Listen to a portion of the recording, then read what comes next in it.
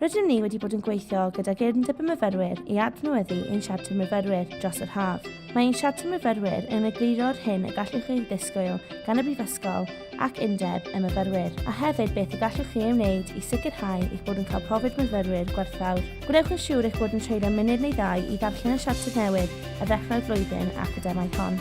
Rydym ni'n buddsoddi £260 miliwn mewn dysgu, addysgu a phrofiad myfyrwyr fe'n rhan o'r gwaith uwchraddio mwyaf ar y campws ers cynhadledd. Bydd hyn yn cynnwys cynyddu nifer y lleoedd dysgu, hyblyg a chymdeithasol ar draws y Brifysgol, yn ogystal â'r uwchraddio'r mannau addysgu.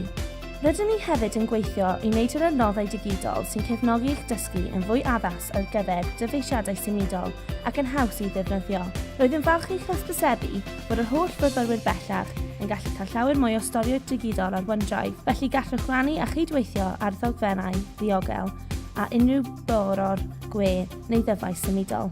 Rwyf hefyd yn falch i'ch hysbysebu bod canolfan ffitrwydd a chyrfru Prifysgol Caerdydd ar ei newydd wedi ei agor ar adeilad undeb y myfyrwyr ar Ffordd Llanghenid. Dros y misoedd nesaf hefyd, fe welwch waith i ddechrau am y canolfan bywyd myfyrwyr newydd ar Barc y Plas. Mae hyn yn ddatblygiad gwirioneddol gyffrous i ni ac y rhain o'n gwelliannau parhaus sy'n gwasanaethau cefnogi myfyrwyr, gan gynnwys y rheini sy'n cefnogi lleisant ac iechyd meddwl. Roeddwn ni'n falch i weld eich data cyfrangau ymoradwr mwyaf ddiweddar yr haf hwn oedd yn dangos bod 95% o myfyrwyr mewn cyflogaeth yn astudio nid 2 o fewn 6 mis i raddio.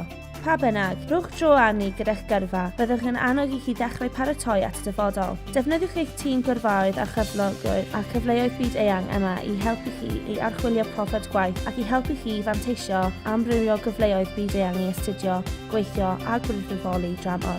Rydym wir yn gwrando ar lais myfyrwyr ac yn gwerthfawrogi eich barn. Parhewch i rannu eich barn eleni drwy olygio myfyrwyr, adborth cwrs a thrwy siarad â chynrychiolwyr academaidd myfyrwyr eich ysgol. Chwiliwch am lais y myfyrwyr anerfynrwyd i ddysgu sut y gallwch wneud yn siŵr bod eich llais yn cael ei glywed. Gobeithio cewch chi gyd flwyddyn wych yna gyda ni ym Mhrifysgol Caerdydd.